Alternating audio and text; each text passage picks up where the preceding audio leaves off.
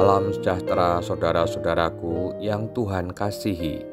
Salam sehat buat kita semua, dimanapun berada.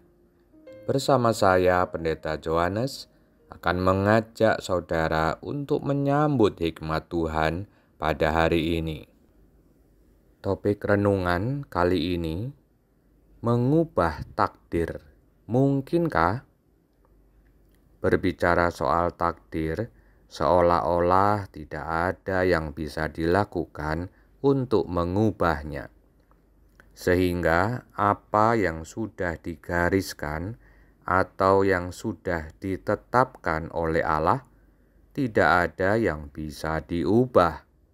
Benarkah? Pertama, yang harus kita ketahui adalah bahwa Allah itu juga punya hati. Bahkan kasih Allah jauh lebih besar dari kasih manusia.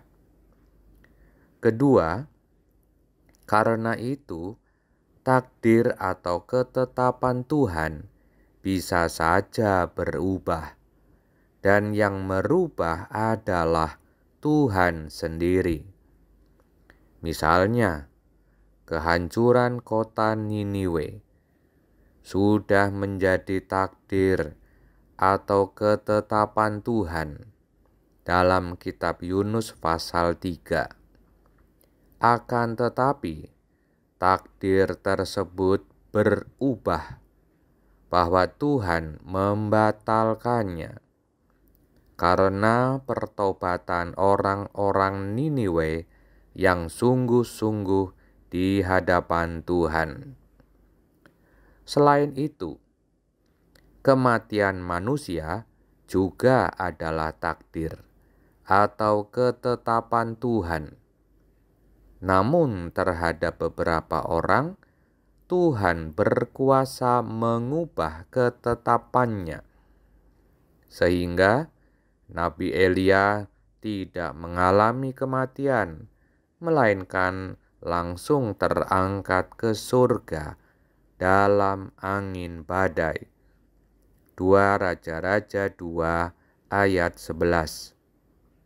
Demikian juga Henokh tidak mengalami kematian, melainkan langsung diangkat oleh Allah. Ibrani 11 ayat 5.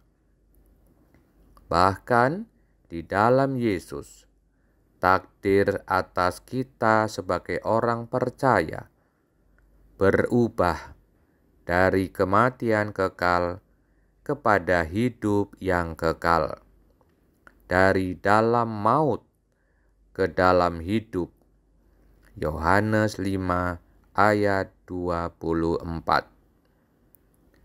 Demikian juga soal kutuk sampai 10 keturunan yang merupakan takdir atau ketetapan hukum Tuhan. Dalam Ulangan 23 ayat 1-3. Juga bisa diubah di dalam nama Yesus. 1 Korintus 6 ayat 11. Karena di dalam nama Yesus kita tidak lagi berada di bawah ketetapan hukum Allah, melainkan di bawah kasih karunia Allah. Roma 6 ayat 14. Karena itu, marilah kita hidup dalam pertobatan seperti orang-orang Niniwe.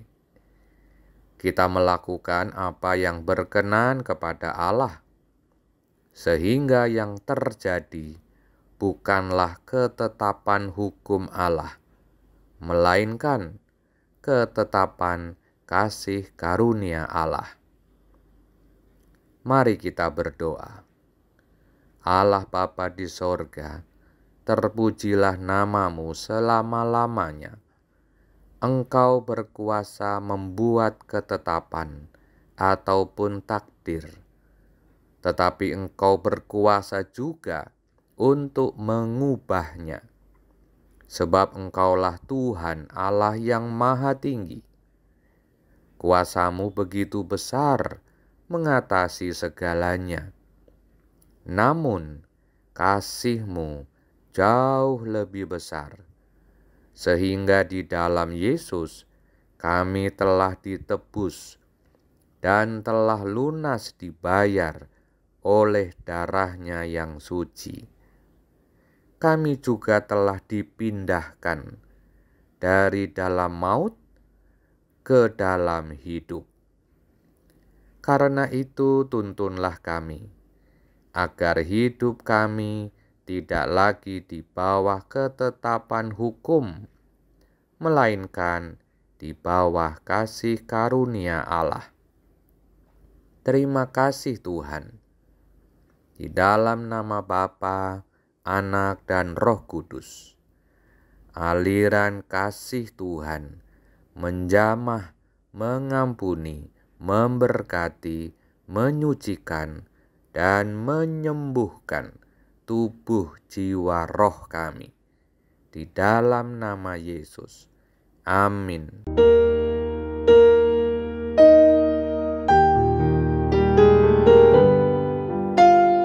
Demikianlah saudara-saudaraku, berkat Tuhan buat kita semua.